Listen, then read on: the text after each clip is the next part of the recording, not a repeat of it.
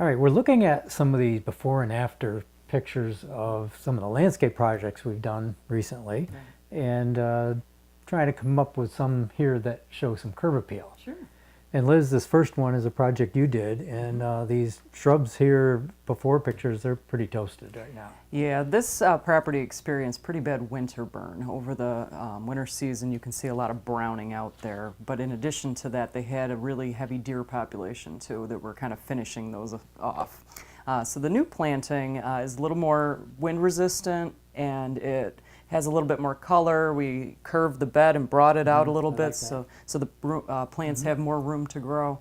Yeah, and one of the things that, the shrubs look fairly small in this project, and I love it when customers tell me that it looks sparse and it looks like you should have more shrubs, because that basically tells me that 5 years down the road, they won't be mad at me because they got to fight them. It's important to give shrubs room to grow so that you're not taking some out, a few years down the road.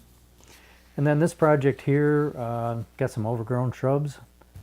That bed was a little bit narrow. They wanted to increase the width of that so they could have a kind of a second layer of planting. And in addition to that, the walkway was a little narrow too and a little too close to the house. So we brought that out a little farther for better circulation and made that walkway much wider.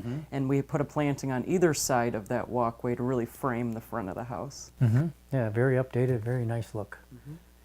With this project, there was a new porch here, right, that kind of fueled the design? Yeah, the new porch really kind of set this house off, and they just wanted some color and real flair to it. And so we did a lot of perennials. So, early summer, this thing really jumps out.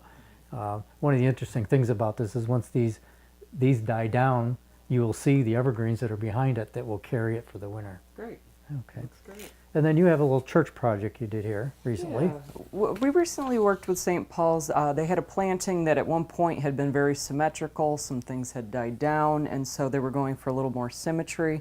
There was a lot of perennial beds too, which require a lot of maintenance. So we looked to reduce the amount of maintenance, but not reduce the amount of color or texture.